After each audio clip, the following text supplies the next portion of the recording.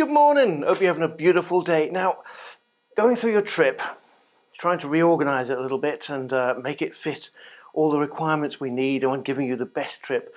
I've got some ideas for you. So rather than type them all out, I thought I'd just quickly make you a video, send it through so you can see and understand a bit more in detail what I'm suggesting for you.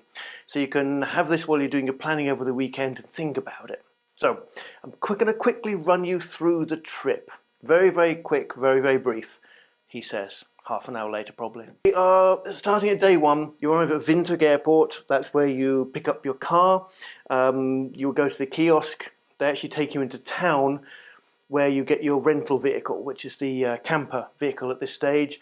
They will spend some time going through and showing you how everything works, where everything is. So take the time, go through it, make sure they show you and make sure everything works. Ask as many questions as you want to them to make sure you understand the car and how everything works. Not the car bit, but obviously the camper bit is where you're most concerned. And then from there, you're then driving out of Windhoek, so the car should come with a full tank of fuel, so you don't have to refuel it. If you want, there is time on that day to fill up with supplies, but a lot of people don't like shopping in Windhoek, and the friends that are coming with you, they deliberately wanted to avoid shopping in Windhoek because you anyway.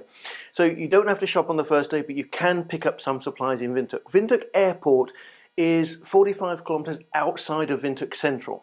So when you're at the airport, there's nothing there, no shops and things. But when you drive into Windhoek to pick up the car, you will be near. That's also a good time, either at the airport or when you pick up the car, to go to an ATM to pick up some Namibian dollars with your card just on the side.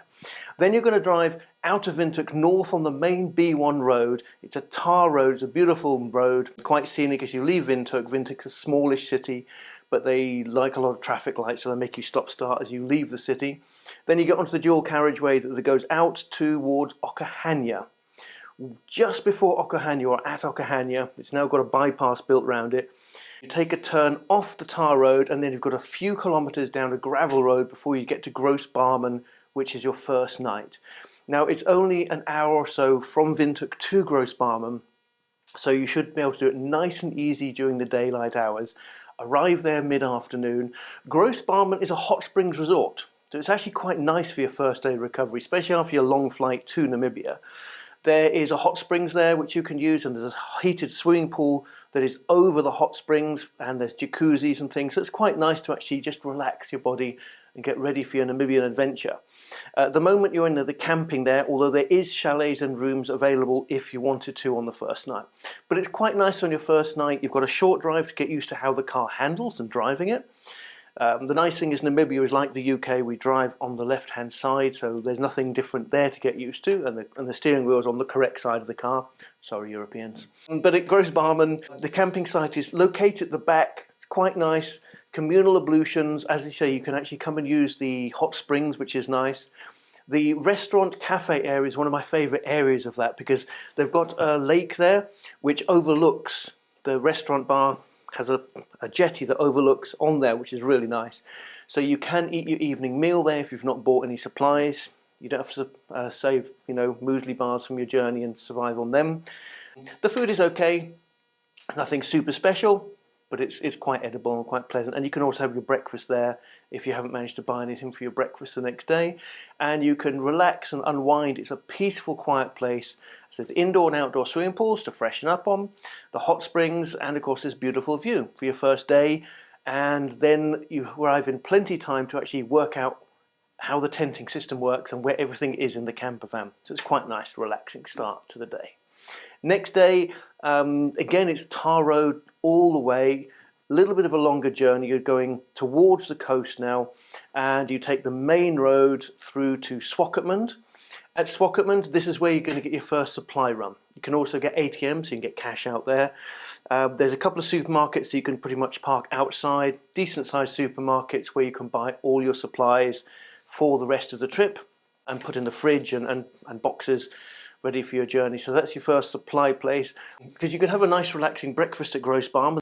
Take the journey across. You should be arriving in Swakopmund lunchtime to early afternoon, which means you can then go out and enjoy a meal at one of the restaurants in Swakopmund if you want, which is quite pleasant. There's a nice selection of street cafes, like patisserie type cafes. Cafe Anton is particularly famous for its cakes and afternoon tea, and there's a few restaurants as well. So what you can do is then go into Swakopmund, do your supplies, or go and get some stuff to eat, go and get some lunch, then go and get your supplies, your food supplies, top up with fuel, and then you've just got a 14 kilometers north up the Skeleton Coast for your first night on Skeleton Coast from Swakopmund. So you don't have to, you can spend some time in Swakopmund if you want until 2, 3, or even 4 o'clock in the afternoon if you want to have a look around Swakopmund and see. It's an old style town, quite beautiful in its own way. Then you drive up the coast. It's 14 kilometers, a place called Vinpomp 14. So Vinpomp used to be called Mile 14 because it's 14 miles from Swakopmund. It's a nice place, some of the nicest camping along the Skeleton Coast. So it's close enough to Swakopmund that you can drive backwards and forwards, but hopefully you do all your things in Swakopmund, drive to Vinpomp 14 for mid-afternoon if you're finished, or early, late afternoon, check in, and then there's the campsites that are arranged on the beach. Now we generally recommend and put our guests in the middle row. There's 3 rows of camping sites, all self-contained units with protective walls around, have their own shower and everything, very nice. There's 3 rows, and one's the beachfront, then the middle row, and the back row.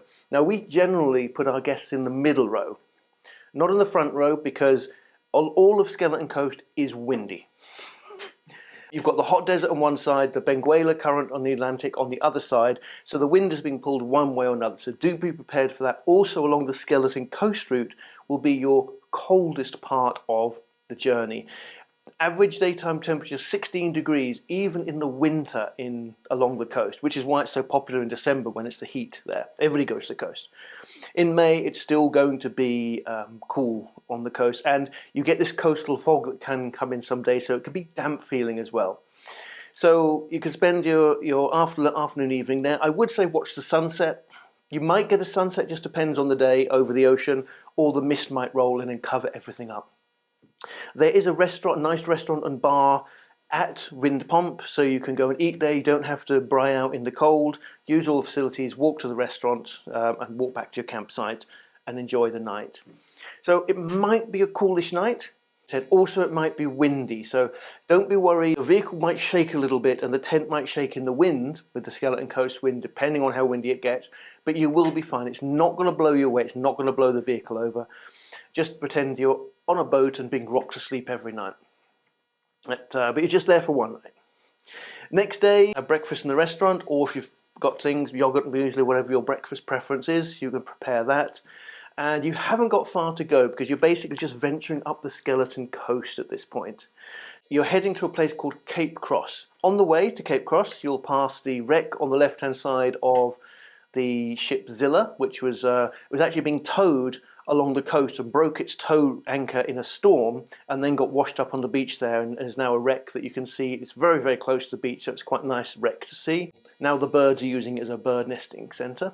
So you can park there and just have a look at that, take some pictures. You then go through Henty's Bay, which you top up with fuel. You must top up with fuel in Henty's Bay. If you want, there's a couple of cafes and restaurants which you can enjoy in Henty's Bay. It's a small holiday town. Not really a lot going on there most of the year. It's busy in December, January, quiet the rest of the year. But there's 1 or 2 restaurants, so you could go and get a meal there for your midday meal, because it's only like an hour north of mile 14.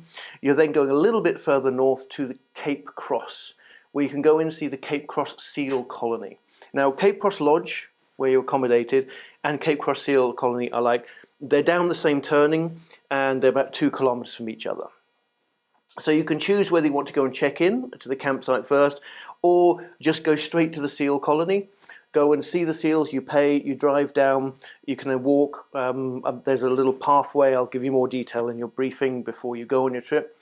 Go and see the seal colony, enjoy that time, then you come back, then you can go around to Cape Cross Lodge, just a couple of kilometres round on that track. And you can then check into the camping. The camping at Cape Cross Lodge is located, you've got the beach, the lodge front, the rooms, and then you've got the camping at the back with a little nice high walls to protect it from the wind. So it's still going to be windy, it's Skeleton Coast, prepare for wind. It is quite well protected, and then you've got your camping site at the back there. You can use all the facilities at the restaurant at the Cape Cross Lodge, so you can get You can use the restaurant, the bar, for your evening meal and breakfast if you want. Now, this is where your trip with your friends, because at the moment you've done pretty much the same route as your friends. Now, the original plan was go up Skeleton Coast, through the Skeleton Coast, go to the Ugab Gate, then up there, and then you turn inland and go through the Springbok-Wasser Gate, over the hills into northern Damaraland, into Palmweg. That's a beautiful and interesting route. But your friends, they've been to Namibia before, so they're actually doing some slightly alternative bits to you. And especially with your interest in geology and such, like, I thought the central Damaraland may be of more interest to you than Palmweg, because Palmweg's at the north end, is really good. It's still quite beautiful geology and stunning scenery around there. But you've got the Palmweg Reserve at the top, which is for tracking the wild rhino, the desert rhino, and elephants in the north there. But a lot of the geological interesting sites are in central Damaraland, in an area called Twyfelfontein. So my suggestion is one possibility. Instead of heading up with them and going all the way up the coast and in at the top of Damaraland, that you actually go turn in just after Henties Bay and head round Bramberg Mountain. So you can see Bramberg Mountain, that's Namibia's highest peak. A very dramatic and beautiful mountain. Then you go across the centre of Damaraland into a place called Twyfelfontein. Now this is, in the Twyfelfontein area, is where you've got the rock paintings, the petrified forest, the organ pipes. It's, again, amazing geological area. It's equally beautiful. You've got the Dolomite Hills all dotted around as well. It's quite beautiful. And one possible suggestion is you then actually spend your 2 nights there. So your first day you drive through, enjoy all the sites on the way through. The next day you then explore that area, visiting all the different sites in that area. Instead of, so you're now separating off from your friends. Then the next day, so you've got 2 days there. The next day there's the possibility of rejoining them going through to Olifantsrus, which means entering the Golden Gate, the western gate of Etosha. So they would come from up here, you would come from round here, you could rejoin here, you can shop at Horekas or Kaminyab en route, where you should also pick up fuel there. And you can then go into this western gate, and then you drive through to Olifantsrus for the camping. That's one possibility, but again, your friends have been there before and they've seen some of the things that you might want to see in Etosha that they're missing this time because they saw them before. So instead of joining them for Olifantsrus, which only has very basic camping and no real supplies, you could, instead of joining them there, go round this route and come in the Anderson Gate and go to Okaukuejo. Now, the camping site is tucked in the corner. The big thing with going to Okaukuejo, though, is the night-lit waterhole.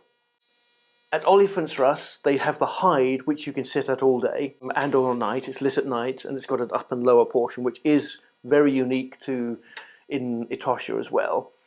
But the Okaukuejo waterhole is one of the highlights for watching a lot of animals in Etosha. You're almost guaranteed to see rhino and elephant every evening at the waterhole. So there's something to think about. I'm just throwing these things in the mix just to confuse you over the weekend so you can mull them over and then come back to me. But then you would actually then go through to Okaukuejo, spend a couple of nights camping there. There is also room accommodation as well, if you fancy that. But the first day you can drive through, and on the first day you will go in Anderson Camp. It's 17 kilometers to Okaukuejo. You can check into Okaukuejo, get a campsite, and at the end of that day you don't need to go game driving at all. It'll be hot, dusty. Damaraland is a hot, dusty area. The drive-through is quite hot. It's not a long drive, but it's not a short drive by Namibian standards. That makes no sense whatsoever. I apologise for that. But going through to Okaukuejo, you'll be able to set up camp, and then you can just walk to the waterhole, and you can spend the late afternoon and the early part of the evening sitting at the waterhole inside the camp, in the comfort, on a chair, and watch the animals come in and out. Late afternoon, they all come in to drink. Early evening, the rhinos and the others come in. Occasionally, there's lions and leopard come in and drink, and there's a few bird life. There has been a resident owl, African eagle owl, in the one tree there as well that sometimes comes in and out as well, which is worth a spot. So that first day, you don't need to go game driving. You can then go in and just sit and enjoy the waterhole. The next day, you've then got the option to go on a guided drive with the NWR, which you need to book at the reception the day before, where you get out a little bit earlier than the other people who drive out in the morning, and you get a guided drive in a communal truck, but with open sides, and a guide who takes you to a few of the waterholes around close to Okaukuejo. It's about, I think, a 3-4 hour guided drive, and you get a bit of information about the animals. So the advantage is you don't have to drive, you don't have to take your own car, you've got a guide to tell you things and identify things for you. The downsides of that is obviously you have to pay for that.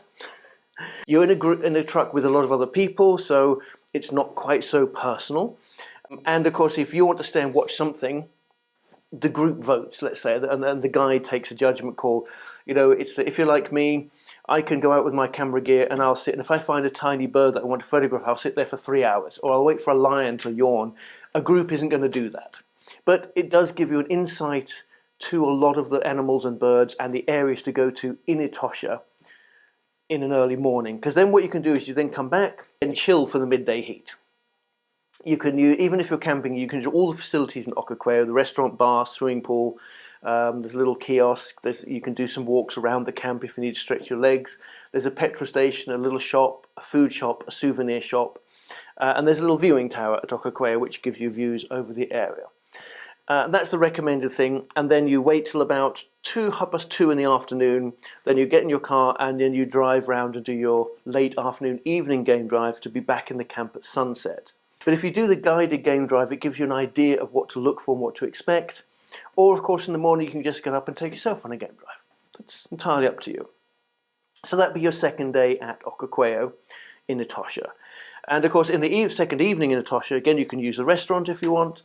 And, of course, you can then go and sit at the waterhole. Next day, you get up, have your breakfast, and you're then doing a game drive between Okaukuejo and Halali. Now, at the same time, your friends are doing a longer game drive because they're right over on the western side of the park. From Olifantsrust, they've got an early start. They're going to game drive their way across to Okaukuejo for just after lunch, and then the afternoon Okaukuejo drive through to Halali. So they should then meet you on Halali on that day. The highlight of Halali is the surrounding area. It's a fantastic rhino area, a lot of black rhino in this area. And again, at Halali camp, they have a waterhole that's located behind the campsite. So you actually walk back up a little hill, round the corner to the campsite, Moringa waterhole, and you then look down onto the waterhole, and you can go there day or night and watch the animals come and go. And again, I would say from Okaukuejo, you get up early, do your morning game drive through to Halali. So you arrive at Halali for lunchtime. You can see various waterholes on the way. At Halali, you can then check in, get your campsite. The campsites aren't allocated in most of these places. It's just first come, first served. You find a spot you like and you camp there. You can then have lunch at Halali if you want, use the facilities. You're just one night at Halali because the next day you've got the opportunity to then game drive continuing across the park from Halali towards Namatoni. And again, that's good game viewing area, slightly different. You'll see you've got more big open plains, so you'll see bigger herds of animals, and that's where you're most likely to see the bigger plains predators. The cheetah and the lions are more concentrated in that area because there's more food for them in that area. So that's a good game drive across, visiting the waterholes as you go, and you should get to Namatoni for lunchtime. So you can go into Namatoni. You're not staying at Namatoni, but as a day visitor, you don't get charged. You can just go in, you can use the restaurant, the swimming pool, the bar. There's also, you can have a look around the fort there, that's quite historic. It's nice to have, especially in the heat of the day, there's trees inside the fort you can walk through. It's a very historic place as well, but you can then just chill for a little bit in the time for the heat of the day, have some food, get some drinks there, park up, toilet stops and everything. Then what you can do is like 2 o'clock in the afternoon, you can then do some game drives over the Namatoni side of the park, because you're aiming to actually leave the park that night. So you're basically using that day as game driving, using the facilities at Namatoni, do some game drives. Klein Namatoni is a beautiful place to spend the last few hours of the day.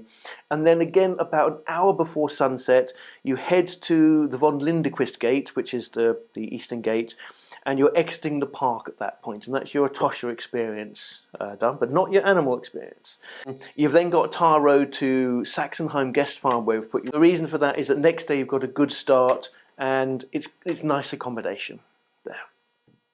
And then you'll be bidding farewell to your friends, because the next day they're heading north on their Caprivi adventure, going all the way through across the Caprivi into Vic Falls, and you are heading south.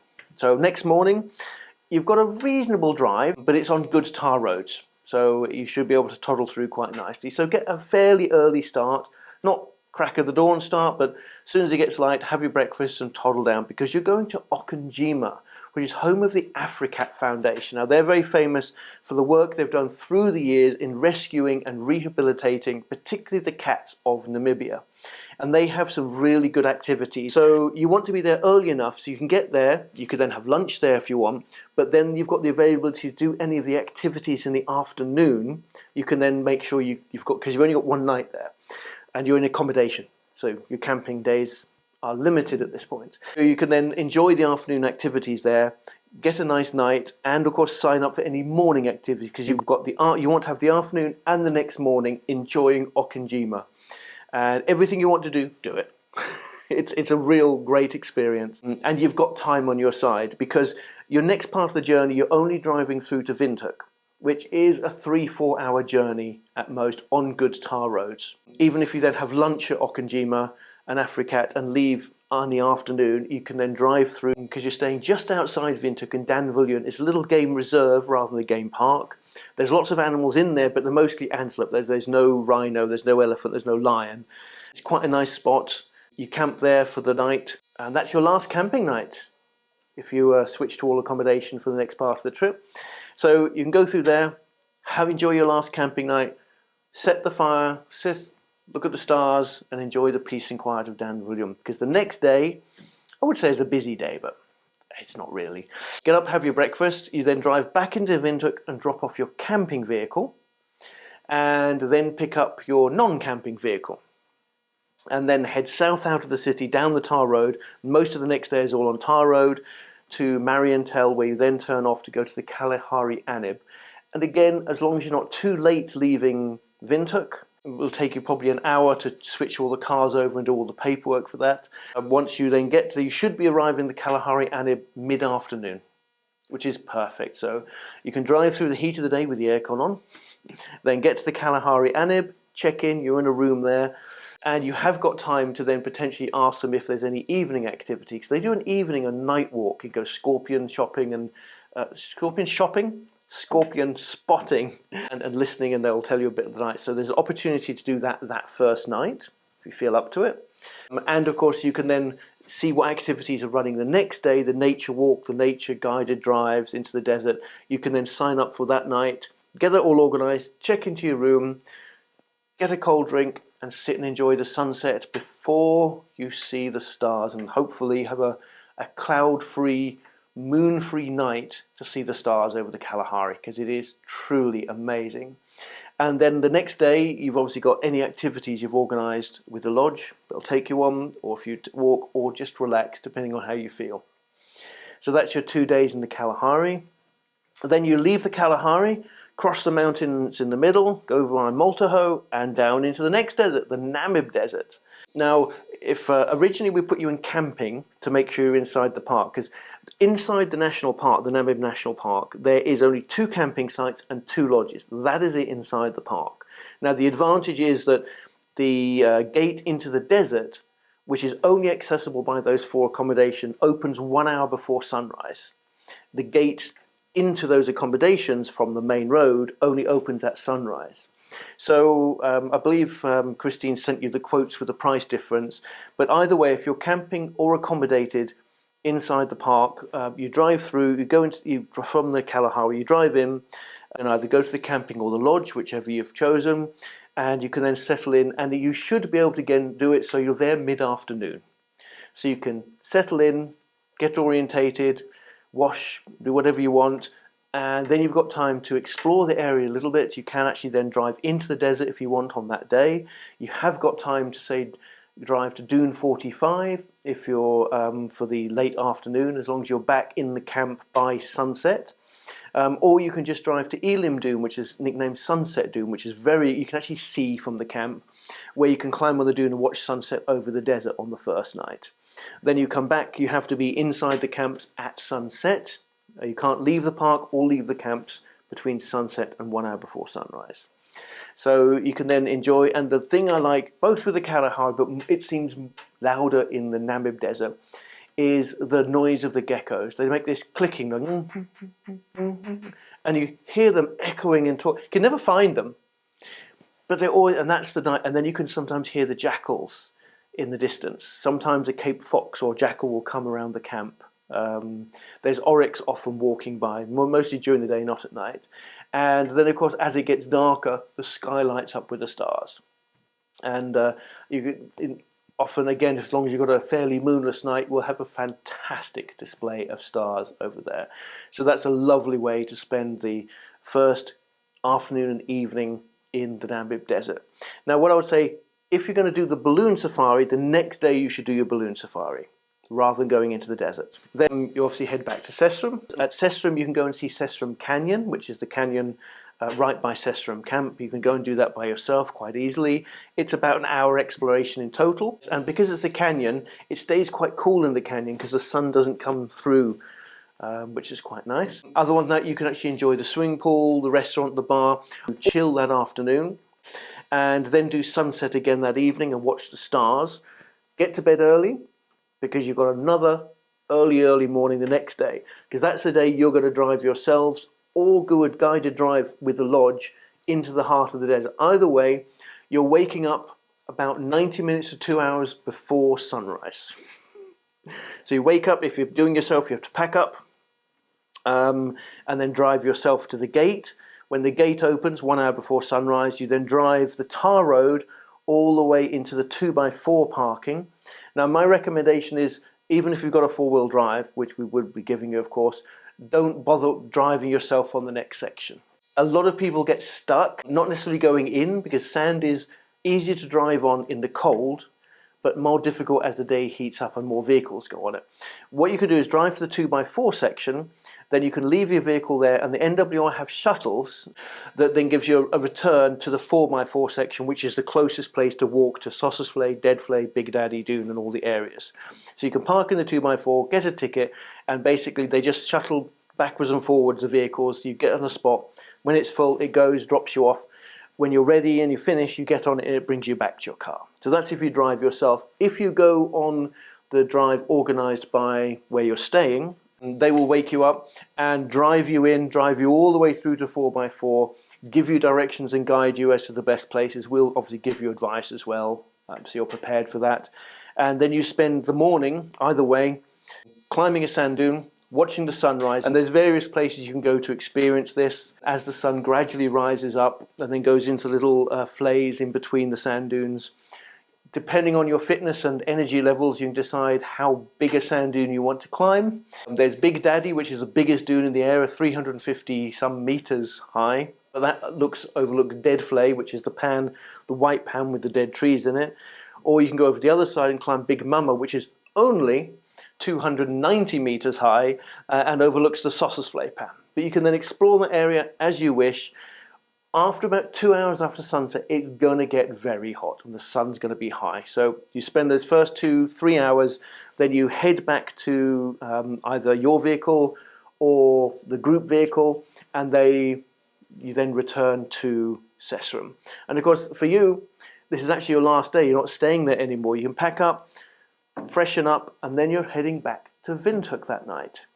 So it's not too difficult to drive. You've got your last bits of gravel road from Sesrem to the main road. Then the last hour is the tar road north into Windhoek. And we've accommodated you in Windhoek that night. Enjoy your last night in Windhoek. Go out, maybe Joe's Beer House or one of the other restaurants we can recommend. The next morning, you're sadly departing, but we hope we're going to see you again for another trip. So, I know I've waffled a lot. I've been as compact as I can because I just talk a lot. Sorry about that. But I hope this gives you some ideas to put through your mind as you talk over this trip and look at these at the weekend. Any more questions? Fire them off to Christine. We'll help you as best as possible to make sure you make the right decisions for your trips, that you have the best time in Namibia.